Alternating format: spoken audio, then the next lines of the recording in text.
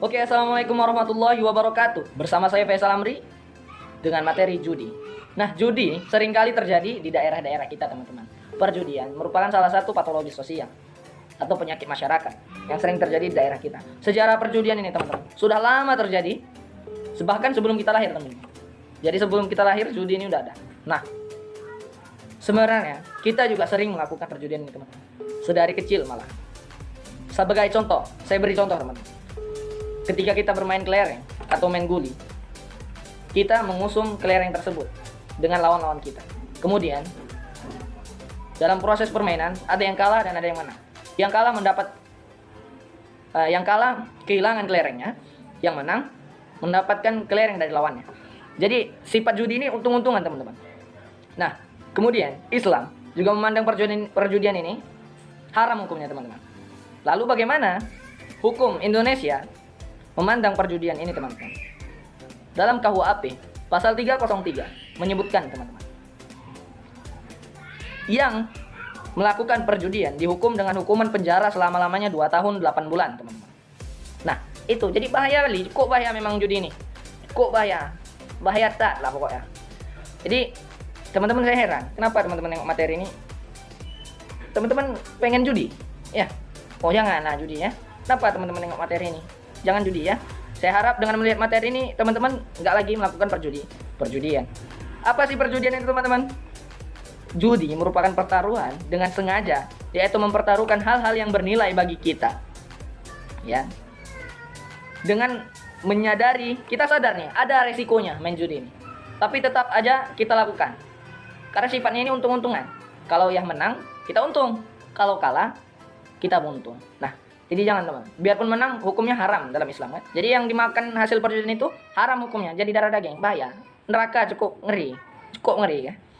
Jadi, itulah, teman-teman, bahaya perjudian. Lalu materi ini akan disambung dengan teman-teman saya yang akan teman-teman lihat di menit-menit selanjutnya. Oke? Lanjut. Saya Muhammad Al-Hafiz akan menyampaikan sedikit tentang sejarah perjudian. Jadi, perjudian itu kapan sih terjadinya pertama kali? Pada mulanya perjudian itu berwujud permainan atau kesibukan pengisi waktu senggang guna menghibur hati. Jadi sifatnya rekreatif atau netral. Jadi awalnya judi itu nggak bersifat taruhan atau menaruhkan sesuatu. Jadi untuk sekedar have fun doang, cuman untuk mengisi waktu senggang dan menghibur hati. Udah gitu doang. Tapi lambat laun ditambahkan unsur baru untuk merangsang kegairahan bermain dan menaikkan ketegangan serta pengharapan untuk menang. Misalnya barang yang menguntungkan atau berharga nilainya ataupun uang. Pertaruhan dalam perjudian ini sifatnya murni spekulatif untung-untungan. Konsepsi untung-untungan ini sedikit atau banyak selalu mengandung unsur kepercayaan mistik terhadap kemungkinan beruntung. Menurut para penjudi, nasib untung atau kalah itu merupakan suratan. Jadi sudah menjadi nasib. Permainan untung-untungan itu dapat kita lihat pada bangsa dan masyarakat primitif. Jadi awalnya masyarakat primitif itu percaya kalau dia menang judi itu karena bantuan dari roh-roh atau kekuatan mistik yang menurut mereka itu baik. Dan jika mereka kalah, berarti mereka percaya bahwa judi tersebut itu kerasukan roh-roh jahat atau roh yang membawa kesialan. Interpretasi amistik semacam ini menghubungkan rakyat dengan kepercayaan satu kepercayaan nasib untung dan menjadi atribut kemanusiaan sekaligus menjadi elemen terpenting pada perjudian. Dan pada bangsa yang lebih modern pun tetap masih ada kepercayaan seperti itu. Mereka juga percaya kalau menang judi itu karena bantuan dari dewa atau roh-roh baik. Begitupun sebaliknya, kalau mereka kalah dalam perjudian berarti itu ada roh jahat yang membawa kesialan. Perjudian itu ada unsur minat dan pengharapan yang makin meninggi, juga unsur ketegangan disebabkan oleh ketidakpastian untuk menang atau kalah. Situasi tidak pasti ini membuat organisme semakin tegang dan makin gembira, menumbuhkan afek-afek yang kuat dan rangsangan besar untuk betah bermain. Kepercayaan demikian tampaknya anakronistik, tidak pada tempatnya karena salah waktu. Pada abad mesin sekarang namun tidak urung masih banyak melekat pada orang-orang modern zaman sekarang, sehingga nafsu berjudinya tidak terkendali dan jadilah mereka penjudi-penjudi profesional yang tidak kenal rasa jera. Saya Muhammad Ismail Fauzul ingin menjelaskan sedikit tentang bentuk-bentuk judi. Jadi Bentuk perjudian yang legal itu diizinkan oleh pemerintah. Kegiatannya mempunyai lokasi resmi, dijamin keamanan beroperasi, dan diketahui oleh umum. Contoh judi ilegal antara lain sebagai berikut. Seperti kasino dan petak 9 di Jakarta, Sehari 4 di Jalan Kleteng, Bandung. Yang kedua seperti Toto atau totalisator Greyhound di Jakarta. Yang ketiga seperti undian berhadiah, pusatnya ada di Jakarta, sedangkan di Surabaya ada undian sampul rezeki, yaitu berada di Solo. Berikut bentuk perjudian yang paling sederhana ialah macam-macam permainan yang bisa dikuasai dengan cepat dan mudah oleh pelakunya. Akan tetapi, unsur keterampilan bermain atau kepandaian menebak serta mengira hasilnya dan dapat diredusiasi seminimal mungkin. Contoh permainan tersebut ialah seperti dadu yang sangat digemari oleh orang dahulu. Juga permainan kartu, misalnya kartu Belanda, kartu Cina, dan domino. Ada banyak negara yang melegalisasi bentuk-bentuk pertaruhan dan perjudian. Misalnya negara Amerika Serikat, Inggris, Prancis, Australia, Belgia, Kanada, Kuba, India, Italia, Meksiko, dan Monaco. Alasan utama ialah meja-meja judi dan kasino-kasino itu menjadi sumber penghasilan negara dan pemasukan uang miliar dan dolar yang tidak kunjung kering. Kasino perjudian yang paling modern dan terkenal di dunia ialah Monaco dan Monte Carlo. Adapun banyak negara melarang perjudian dengan memberikan sanksi keras disebabkan oleh pengaruh buruk yang ditimbulkan oleh perjudian, antara lain berupa kriminalitas, alkoholisme, kecanduan, bahan narkotik, dan prostitusi atau pelacuran. Namun demikian, kegiatan-kegiatan judi secara diam-diam dan ilegal terus berkembang dalam berbagai bentuk. Beribu-ribu agen judi dan berjuta-juta pemain judi ikut bertaruh dalam pertandingan sport, pacuan, dan lain-lain. Walaupun permainan itu informal sifatnya, namun kenyataannya dilindungi oleh organisasi dan oknum-oknum resmi. Biasanya ada backing berupa kekuatan bersenjata, centeng-centeng, kelompok tukang pukul sebagai pelindung dan penjamin. Assalamualaikum warahmatullahi wabarakatuh. Saya Latif Farida akan menunjukkan tentang sejarah perjudian di Indonesia. Nah, sejak tahun 60-an sampai dengan 1 Januari 1981, tempat perjudian muncul sangat banyak, baik itu yang ilegal maupun yang tidak. Puncaknya pada tahun 70-an, baik di Jakarta maupun di kota-kota besar lainnya seperti Bandung, Semarang, Surabaya, Medan, Makassar, Ujung Papan, dan lain-lain dalam bentuk kasino, lotofar, stand adonasi dengan wajah permainan. Ada mainan yang paling digemari di kasino besar ialah roulette. Selain roulette, ada juga permainan keno. Permainan yang paling disukai dan pemainnya ialah blackjack, yang lebih terkenal dengan nama DJ atau salikure. Sekitar tahun 1966, 1967, 1968 sampai dengan 1978, pemerintah daerah khusus Ibu Kota Raya Jakarta Raya menyelenggarakan dengan resmi loto atau Lottery Totalisator dan National Lottery yang diatur oleh Yayasan Bencana Alam Departemen Sosial Republik Indonesia. Tujuan baik dari kedua usaha tersebut, Nalo dan Lato, adalah mencari dana inkonvensional untuk usaha-usaha pembangunan. Pada tahun 1969, jumlah pemasukan inkonvensional dari meja-meja judi menjadi 2,7 miliar, sedang pemasukan pemerintah daerah seluruhnya ada 8,3 miliar.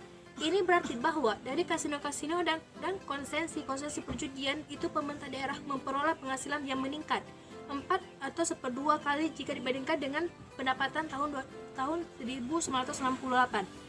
Pada tahun 1967 sampai dengan awal 70-an, banyak sekali mempengaruhi kehidupan rakyat kecil dan sangat populer di kalangan rakyat kecil.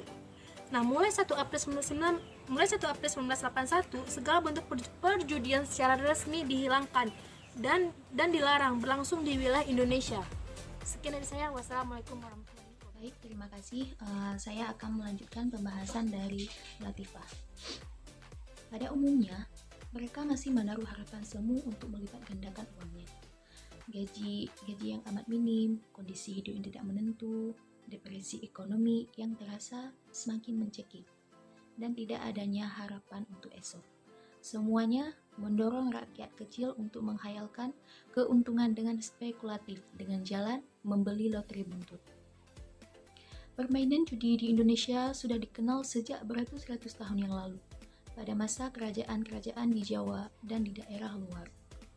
Di daerah pelosok tanah air, masih kita dapati jenis permainan yang menjurus pada perjudian, seperti tekpo, ubay, nger, obat, geluduk, gelebak, doding, dan lain-lain.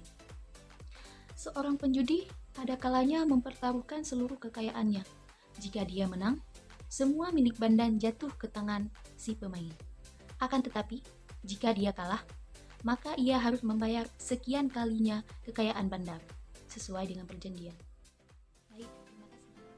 Oke kawan-kawan, saya Nabila Fitra Kolbi akan membahas poin terakhir dari materi kami tentang perjudian. Nah, seperti yang sudah disampaikan oleh rekan-rekan saya sebelumnya, bahwa berjudi ini adalah tindakan spekulatif gitu. Artinya, suatu tindakan yang punya kemungkinan untuk kehilangan sesuatu yang dipertaruhkan, juga mempunyai kemungkinan untuk menang gitu. Jadi sifatnya itu untung-untungan kawan-kawan.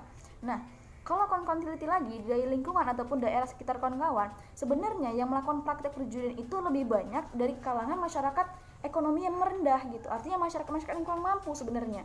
Nah, kenapa? Kayak gini konsepnya. Penghasilan mereka yang cukup kecil ataupun yang pas-pasan dengan kebutuhan keluarga mereka, ditambah lagi dengan semua problema ekonominya mereka, nah itu membuat mereka akhirnya putus asa dan juga tidak punya harapan. Nah, pikiran-pikiran seperti itulah yang akan membuat pola kebiasaan spekulatif gitu. Akhirnya ya udahlah, aku main judi lah, nggak ada kerjaan aku ya kan, main judi aja lah, kalau misalnya aku menang lumayan nambah-nambahin uang bulanan gitu. Jadi itu yang membuat masyarakat itu akhirnya berpikir secara spekulatif gitu. Nah, ditambah lagi dengan keadaan ekonomi yang sangat sulit seperti sekarang, sangat banyak orang-orang yang tidak bisa berpikir rasional gitu. Akhirnya apa? Mereka lari kepada dunia mistik gitu. Akhirnya mereka percaya sama roh-roh ataupun lain sebagainya gitu. Mereka buat sesajen, minta supaya rezeki ditambah lagi dengan ketidaktahuannya masyarakat. Minimnya ilmu di masyarakat yang akhirnya membuat mereka apa? Mencari hiburan dengan ya berjudi gitu. Ataupun mereka akan melakukan tindakan-tindakan yang itu akan membuat mereka happy gitu. Entah itu dengan minum alkohol, minum tua, atau bahkan ngeganja, ngelem, ngebensin. Itu minyak bensin itu enak aja lah pokoknya. Nah, dari sini timbul pertanyaan nih, bisa nggak nih perjudian itu hilang dari muka bumi? Nah, kalau pertanyaan kayak gitu, maka semua pihak akan dihadapkan dengan dilema kawan-kawan. Pertama, ketika perjudian ini diperbolehkan oleh pemerintah dan juga disetujui oleh masyarakat sebagai penyalur ketegangan dan nafsu duniawi, maka bisa saja nih keputusan ini justru akan menimbulkan ancaman-ancaman lainnya, seperti meningkatnya kriminalitas dan juga penyimpangan tingkah laku atau deviasi sosial. Nah, sebaliknya gitu, apabila pemerintah benar-benar melarang adanya perjudian dengan menutup semua kasino-kasino ataupun tempat-tempat perjudian gitu kan, nah maka kesannya kurang manusiawi. Kenapa? Yang pertama, kita dan juga pemerintah itu tidak bisa memberikan penyaluran dorongan-dorongan bermain dan berspekulasi yang sifatnya universal. Nah, yang kedua, apabila pelarangan ini benar-benar diterapkan, bisa saja justru malah banyak lagi nih judi-judi yang ilegal, karena tempat-tempat perjudian yang resmi itu ditutup semua. Akhirnya apa? Mereka main judi itu yang ilegal, yang di bawah-bawah sawit dan ya pokoknya yang ilegal gitu. Nah, yang ketiga, pemerintah akan mengalami kerugian yang cukup besar kawan-kawan dengan menutup semua kasino-kasino ataupun tempat perjudian, kemudian menangkap dan mengadili semua pelaku dan juga bandar-bandar. Maka pemerintah akan mengalami kerugian yang cukup besar karena tidak ada pemasukan dan juga ya uang pemerintah akan habis dengan hanya untuk mereka doang gitu. Nah, lagi pula kawan-kawan, penjara itu nggak akan muat kalau cuma di atas, kalau rumah isinya itu semua para pelaku judi itu nggak akan muat penjara mah. Gitu. Nah, jadi pada intinya, untuk di Indonesia sendiri, kasus perjudian ini sangat sulit untuk diberantas secara tuntas gitu. Kalau tidak dari individunya sendiri yang, oke, aku stop main judi gitu. Nah, oke, mungkin itu aja materi yang kami sampaikan selaku kelompok 3 mengenai kasus perjudian. Semoga kawan-kawan pada paham